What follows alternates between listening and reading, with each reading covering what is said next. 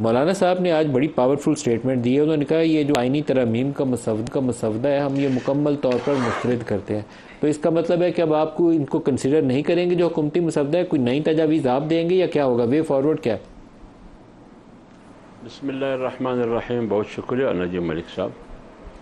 دیکھیے مولانا صاحب کی آج کے اس سٹیٹمنٹ سے ہو گئی کہ حکومت ماضی قریب میں جب یہ آئینی ترمیمی مسودہ وہ لا رہے تھے یا لایا, یہ آج تک بھی وہ یہی کہتی رہی حکومت اور حکومتی وزراء یہ کہتے رہے کہ مولانا صاحب نے ہمارے مسودے کے کافی چیزوں سے اتفاق کیا ہے, چند چیزیں اس کا اصلاح ہم کریں گے.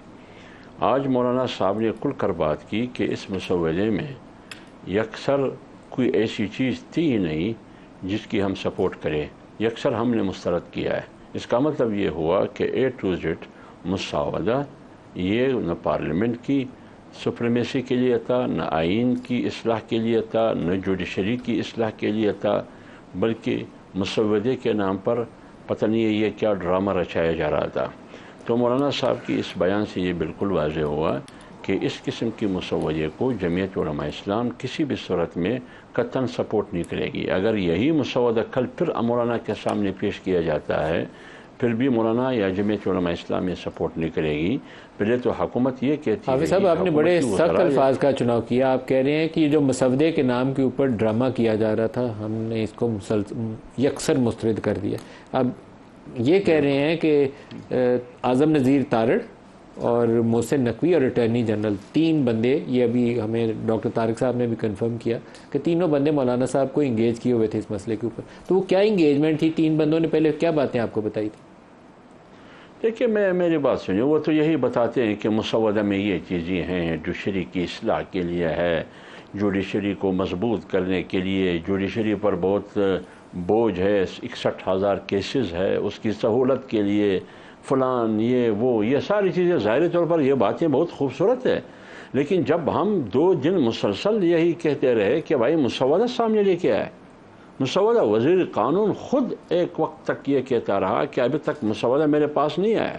جب کل صحافیوں نے ان سے پوچھا تو انہوں نے کہا کہ ابھی میرے ہاتھ میں آیا ہے مسودہ. عطا طارڑ صاحب کہتے ہیں کہ مسودہ موجود ہے, وزیر قانون کے پاس دفتر میں ہے. تو کیا مسودہ دفتر کے لیے ہے یا پارلیمنٹ اور پارلیمنٹرین کے لیے ہے؟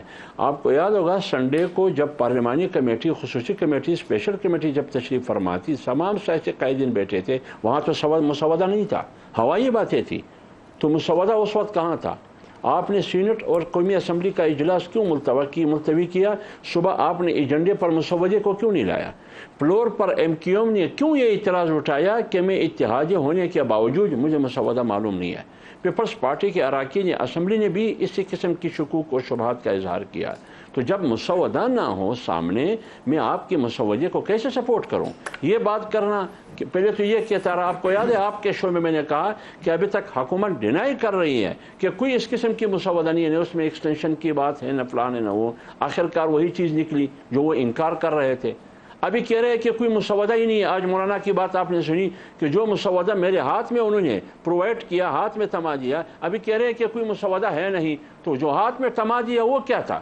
وہ مسودہ نہیں تھا, پھر وہ کیا تھا؟ طارق صاحب, کس بات پر آپ یقین کریں گے؟